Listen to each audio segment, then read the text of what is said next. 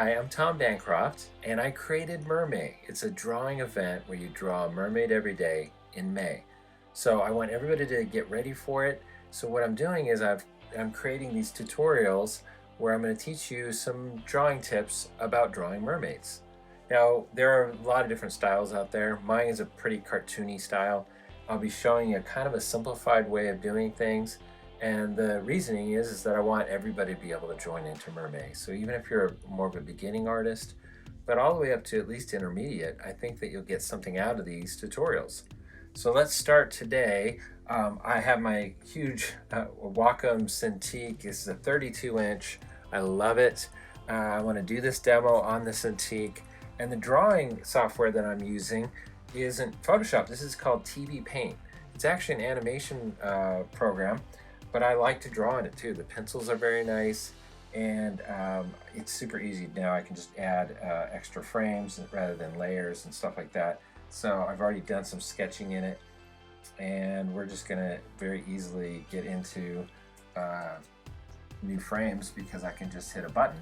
So what I did was I found some fish reference, because when we talk about mermaid anatomy, obviously mermaids are a little bit made up, but we want to have some ideas of different kinds of fish and all that. So I wanted to have great reference for that.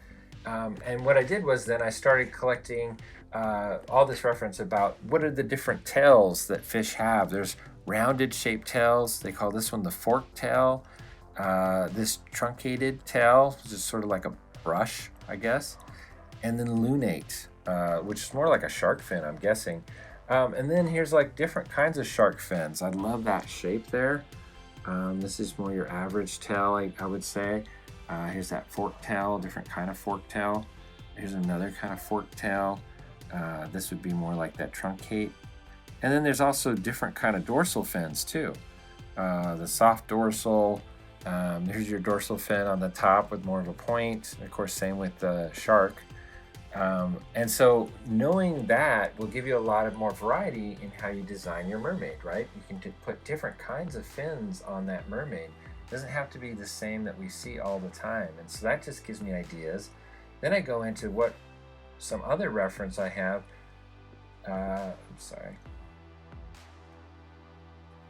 And so this reference shows me all the different kinds of colors and varieties of fish that are out there.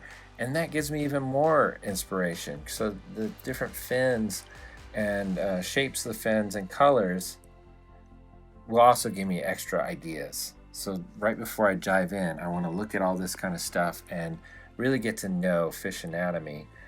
So I'm just drawing, and I'm drawing her at an angle now. So she's kind of like looking up.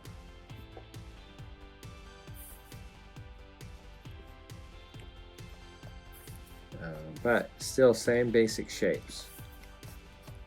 And there's the neck. Now we're going to do the rib cage. But now at this point, this is obviously where things get a little different. And that's going to be, we still want to have the hips here, so we have that pelvis. But now we're going to add, we've done our research, right, of what a fish tail looks like. And it's definitely wider here, and then it's going to taper here. And then I'm going to choose one of those kind of fish tails. This will be the forked tail. So this is more what we call the more traditional mermaid. They tend to have the forked tail, fish tail. But we can always have fun with this. We can add some side fins here on that. And even like maybe like a dorsal fin but it's way back here. And in that way, so when she's swimming,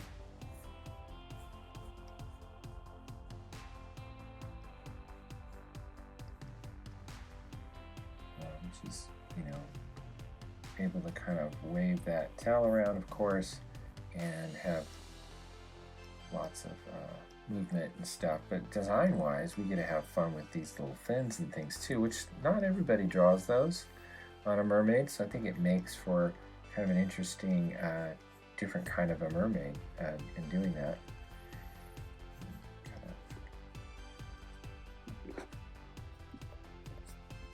Again, I'm just doing simple shapes, even for hands and things like that.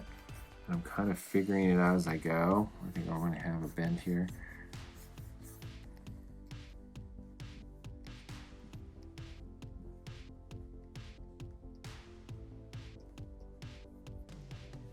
Of course, flowing hair. That's going to help make it feel like she's moving too, is to have hair that flows back. Because whatever direction she's going, if she's moving this way, the hair is going to move that way, right? It's going to get pushed back. I'm just doing super simple shapes right now.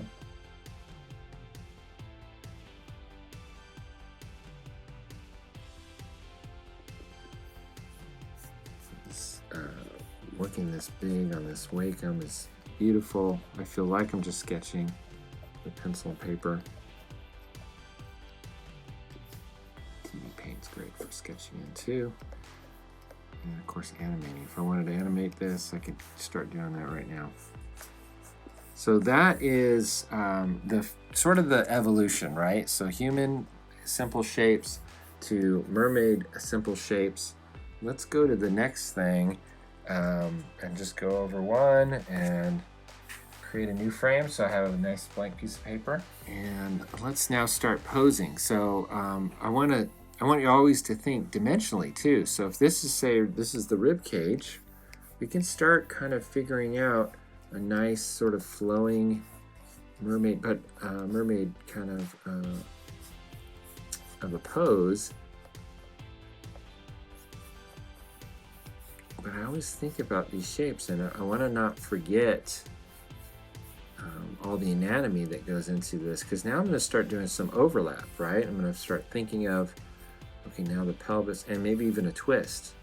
So we'll have the pelvis is twisting this way. Draw it as a block,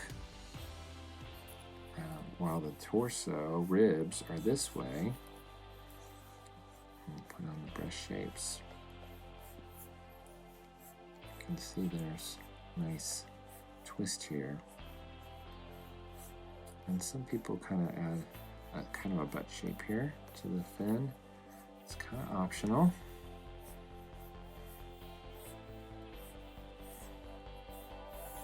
We may even want, maybe she's sort of sitting up.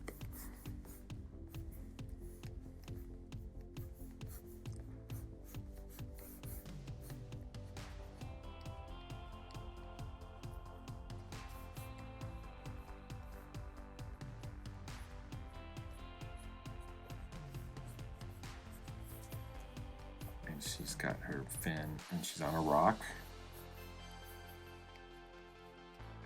So start sketching that in. Just dreaming of a prince.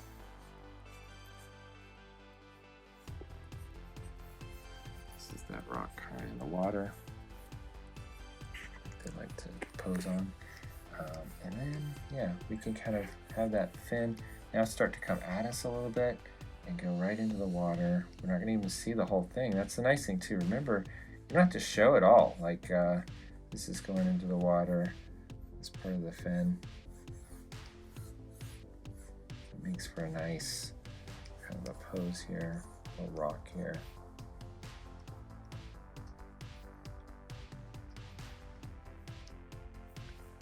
And then we'll have her hair kind of coming off the side here.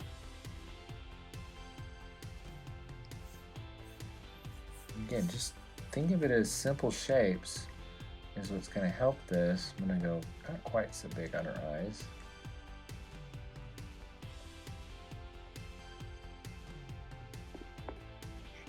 I'll talk more about expressions and poses.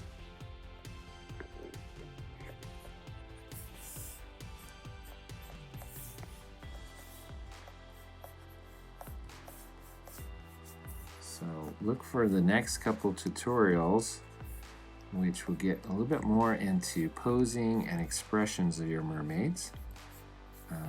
This one has been more about the anatomy of both mermaid and fish, and hopefully that'll give you some inspiration to try new things. Don't just draw the same mermaid over and over again. Really think about how can you make a different kind of a mermaid every time.